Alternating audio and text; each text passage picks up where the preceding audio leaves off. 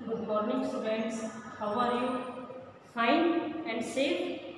Are you studying at your home? I don't think no. बेटा video ध्यान से सुनो, होमवर्क टाइमली भेजो, बार बार ये बात कहते हैं आपको. It is for your benefit, not for me और अदर टीचर्स. ठीक है. तो last time we have started a new lesson that is reproduction in animals. ध्यान है आपको. और इसमें मैंने आपको बताया था that is types of why reproduction is necessary because it ensure the continuity of life on the earth. Secondly मैंने आपको क्या बताया था कि type of reproduction, there are two type of reproduction, asexual and sexual. In asexual reproduction single parent is required और जो sexual reproduction थे two parents are required, male and female.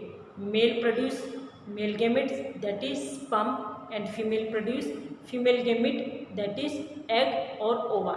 अब sperm and egg they fuse together to form zygote and this process is called as fertilization. Fertilization की भी मैंने आपको further two type बताई थी, external fertilization and internal fertilization. When fertilization take place inside mother body और इनमें से uterus या कोई भी बॉम्ब वगैरह, then it is called as internal fertilization. वो मैंने आपको बताया था, जैसे काउ है, ह्यूमन बीइंग है, डॉग, कैट, इन सब में आपकी होती है इंटरनल फर्टिलाइजेशन. और external fertilization when development of embryo take place outside the mother body that is called as external fertilization. इनमें मेनली मैंने आपको जैसे बताया था, ये आपके फ्रॉग है, फ्रॉग जो है इसमें एक्सटर्नल फर्टिलाइजेशन होती है. इसके बाद फर्टिलाइजेशन के बाद क्या होता है, जाइगोट विल फॉर्म, जाइगोट बनेगा और जाइगोट जो है it will further develop into एम्ब्रॉय और इसके बाद है development of एम्ब्रॉय. Now today we will discuss about development of embryo. अब क्या होता है, मैंने आपको बताया after fertilization zygote will form. Zygote एक तरह से बन गया तो जाइगोट क्या करेगा, तो जाइगोट डिवाइड रिपीटली, मीन्स कि जाइगोट है वो मैनी टाइम्स डिवाइड होगा. ठीक है. मैनी टाइम डिवाइड्स होने के बाद it give rise to a ball of cells. This cell will form tissue और टिश्यू जो है फर्दर क्या बनाएंगे, ऑर्गन्स.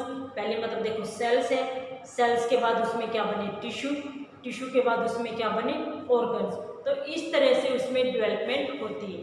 तो इसके बाद जो जाइगोट है it will develop into embryo. Embryo क्या होता है, the developing structure is termed as एम्ब्रॉय.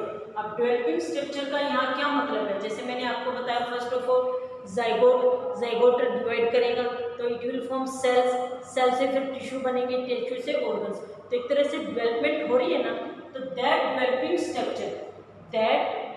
Structure is termed as embryo. ठीक है. अब एम्ब्रॉय एक तरह से बन गया, इसके बाद इसमें फर्दर डेवलपमेंट होगी. एम्ब्रॉय जो है it will continue to develop in the uterus. Uterus जो होता है मदर की बॉडी के अंदर होता है, उसमें इसकी डेवलपमेंट फर्दर होती है. ठीक है.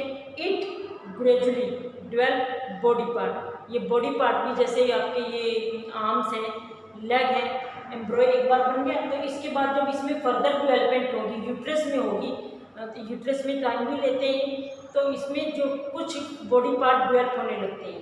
तो द स्टेज कुछ टाइम बाद ऐसा होता है कि उसमें जो डेवलपिंग पार्ट है वो नज़र आने लगते हैं. The stage of the एम्ब्रॉय in which all the body part come to identify is called fetus. मतलब जब हमें थोड़ा सा ये पता लगने लगे कि हाँ एम्ब्रॉय डेवलप हो रहा है और उसमें थोड़ा सा आर्म्स, लेग्स या कुछ बॉडी ऑर्गन्स हमें नजर आने लगे तो हमें मतलब एक तरह से क्लियरली हम विजिबल करके कह सकते हैं कि it is a developing stage, then it is called as embryo. ठीक है. सॉरी बेटा, then it is called foetus. तब उसे हम क्या बोलते हैं, फिटस. ठीक है. अब इसके बाद नेक्स्ट टॉपिक आपका है viviparous and oviparous animals. Viviparous animals, the animals give birth to young ones are called viviparous animals. Have you seen the cat egg, human beings egg नहीं होते ना, क्यों, क्योंकि they give birth to their young one, इसलिए उनमें egg होते ही नहीं. तो अपने जैसा यंग वन वो प्रोड्यूस करते हैं, तो that are called as viviparous. Oviparous क्या होते हैं? ओ और ई बोथ आर वोबल्स, तो they are egg laying animals. जो एनिमल्स एग ले करते हैं that is called as oviparous animals. जैसे आपके हैन है, फ्रॉग है, they lay, I think you have seen egg of hen. Egg का हैन तो सबने हैन का एग तो सबने देखा होगा। तो egg laying animals they are called as oviparous. O and E both are vowels. तो इस तरह से आप लर्न कर सकते हो, क्योंकि कई बार बच्चा उल्टा लिख देता है, विविपेरस में ओविपेरस लिख देगा। तो अब आपको पता है विविपेरस वी यंग, बहुत मतलब एक तरह से क्लोजली रिलेटेड है वी वाई। तो विविपेरस जो होते हैं यंग वंस प्रोड्यूस करते हैं, और ओविपेरस होते हैं they are egg laying animals. अब मैंने आपको एक्सटर्नल और इंटरनल के बारे में बताया था। हैन है वो भी क्या होता है, उसमें भी इंटरनल फर्टिलाइजेशन होती है, लेकिन क्या हम उसको कहते हैं कि it is just like human being? क्या वो ह्यूमन बीइंग की तरह बेबी प्रोड्यूस करती है?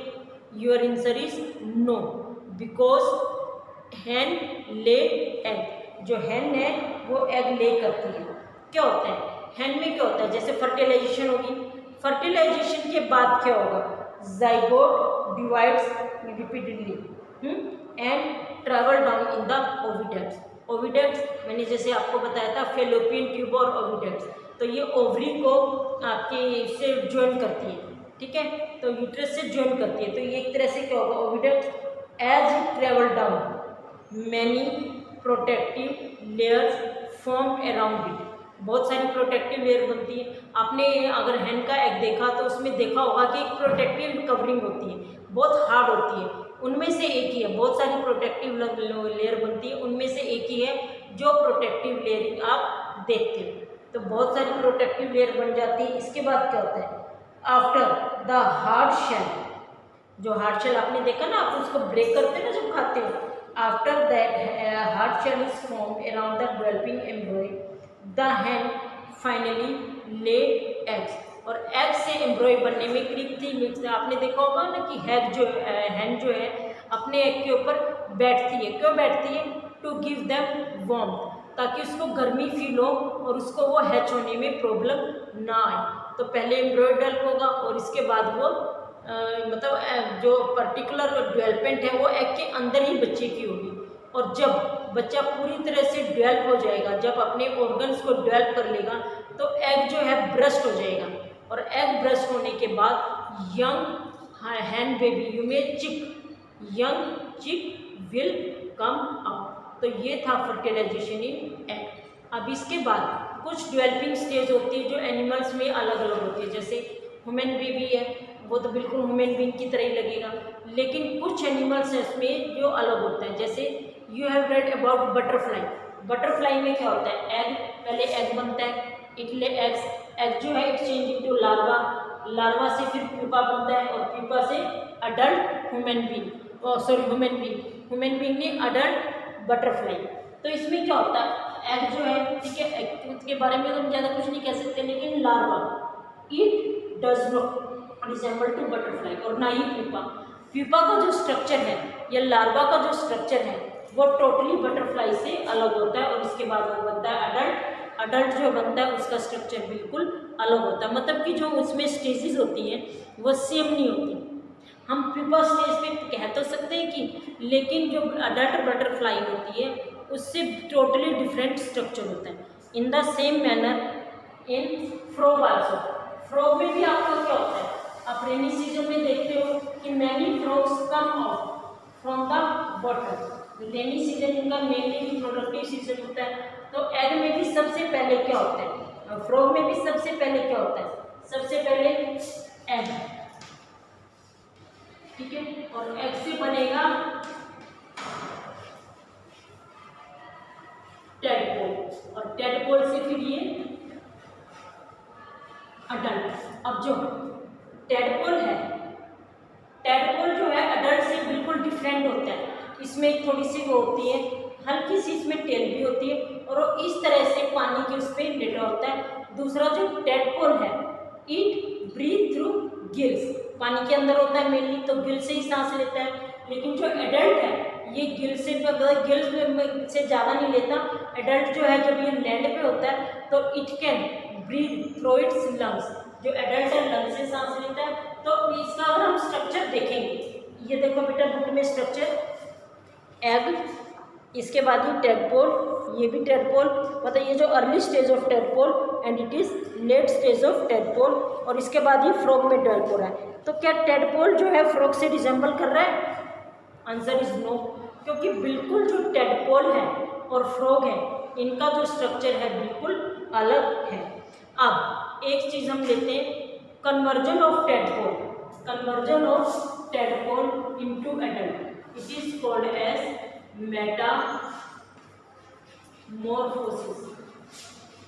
ये बेटा बहुत इंपॉर्टेंट है, ऑलमोस्ट हर एक इसमें क्वेश्चन आता है, डिफाइन मेटामॉर्फोसिस। मेटामॉर्फोसिस क्या होता है? Conversion of tadpole into adult frog, that is called as metamorphosis. Copy pen है ना बेटा, ये इंपॉर्टेंट पॉइंट आप नोट कर लो। इसके बाद नेक्स्ट आपका है एसेक्सुअल रिप्रोडक्शन। एसेक्सुअल रिप्रोडक्शन में मैंने आपको मेनली क्या बताया है? एसेक्सुअल रिप्रोडक्शन में मेनली आपको क्या बताया है कि एसेक्सुअल रिप्रोडक्शन है only single parent is required. इसमें दो पेरेंट्स की जरूरत नहीं होती। अब क्योंकि सिंगल पेरेंट्स इज रिक्वायर्ड तो इसमें नो वेरिएशन, कोई भी वेरिएशन नहीं होती। सेक्सुअल रिप्रोडक्शन में क्या होता है? टू पेरेंट्स आर रिक्वायर्ड, तो इस वजह से वन मेल वन फीमेल, तो हाफ करेक्टर वो मेल से लेता है, हाफ करेक्टर वो फीमेल से लेता है। लेकिन इसमें क्योंकि सिंगल ही पेरेंट्स हैं तो जो उसका बेबी होगा it will object copy of its parent, कोई भी इनमें वेरिएशन नहीं होती, और मेनली ये लोअर ऑर्गेनिज्म में होता है। तो सबसे पहले इन हाइड्रा, हाइड्रा जो एक एनिमल है, हाइड्रा में जो आपकी सेक्सुअल रिप्रोडक्शन का टाइप है it is called as budding. You can say hydra reproduce through budding. जो हाइड्रा है वो बडिंग से रिप्रोड्यूस करता है। अब देखो इसमें क्या होता है, जैसे ये हाइड्रा आपका, ठीक है बच्चों, तो हाइड्रा में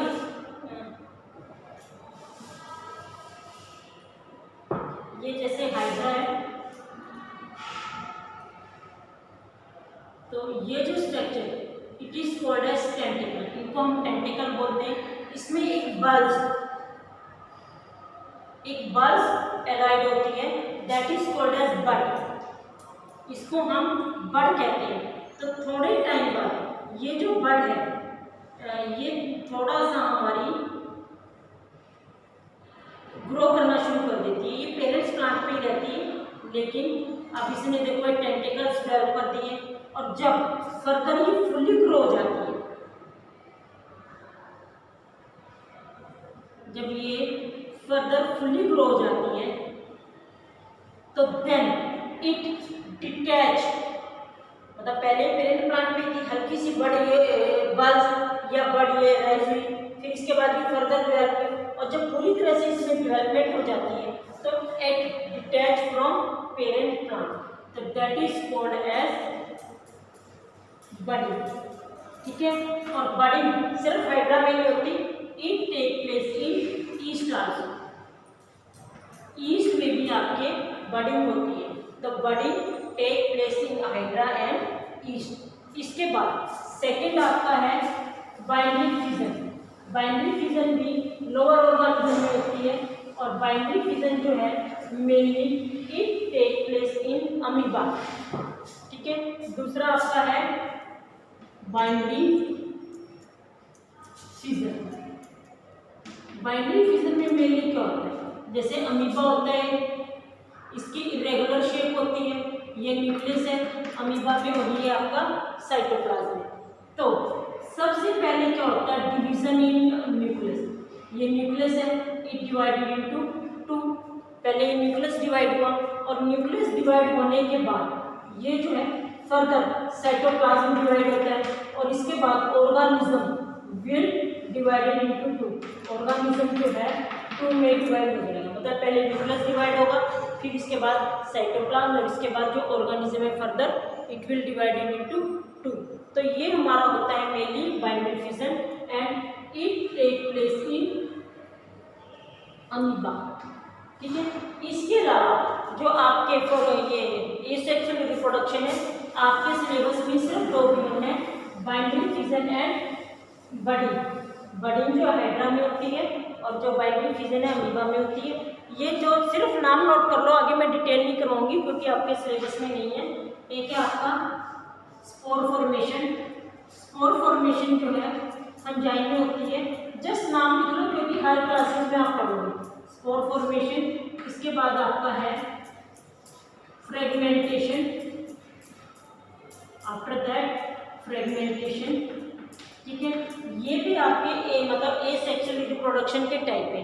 कौन कौन से हैं? बडिंग, सबसे पहले आपका budding, after that binding fission, और इसके बाद है स्पोर फॉर्मेशन और फ्रेगमेंटेशन। तो बडिंग जो है हाइड्रा में होती है और ईस्ट में होती है, ठीक है।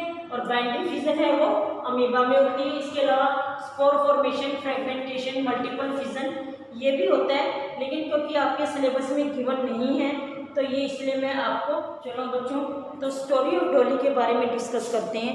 इसमें मेनली आपका दिया हुआ है क्लोनिंग के बारे में कि व्हाट इज क्लोनिंग। इसमें क्या हुआ कि जो ये एक साइंटिस्ट था उन्होंने इसकी क्लोनिंग की। अभी मैं आपको पूरा वो बताती हूँ। तो क्लोन उन्होंने बनाया था। तो डॉली जो इट वाज ये आपकी शिप थी और इसने कि इसको किसने वो किया था, it was born on 5 July 1996 और it is first mammal to be cloned. ये देखो बेटा आपकी बुक में लिखा है, आपको सारा ही पढ़ना है। During the process of cloning Dolly a cell was collected from the mammary gland of female Finn Dorset sheep. बेटा इसका ध्यान रखो कि एक जो वो थी स्पीशीज थी शिप की, उसमें से उन्होंने क्या लिया, मैं एक सेल कलेक्ट किया और इस कलेक्ट के उन्होंने क्या किया, न्यूक्लियस को रिमूव कर दिया। सेल लिया और सेल से उन्होंने क्या किया, न्यूक्लियस को रिमूव कर दिया। अब इसके बाद the nucleus was removed from the egg, thus the nucleus of mammary gland from the Finn Dorset sheep was inserted into egg of Scottish Blackface ewe sheep. इन्होंने क्या किया, एक शिप लिया, मतलब एक स्पीशीज़ थी जो शिप की, उससे उन्होंने एग लिया और किसी दूसरी स्पीशीज़ में उसमें न्यूक्लियस को रिमूव कर दिया और वो जो न्यूक्लियस है वो उन्होंने एक दूसरी शिप में डाला, लेकिन उसका भी न्यूक्लियस रिमूव कर दिया।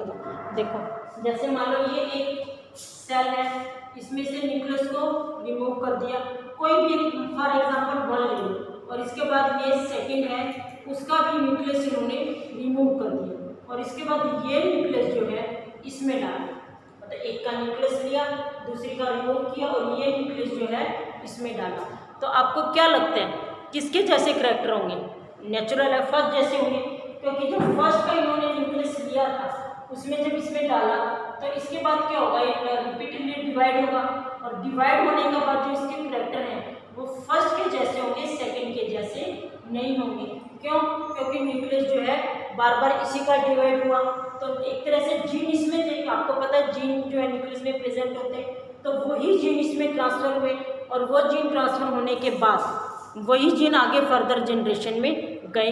तो ये एक तरह से इन्होंने शीप को क्लोन किया था and she was named as Dolly, उसका नाम उन्होंने डॉली रखा और इसके बाद वो 14 Feb 2003 को उसकी डेथ हो गई।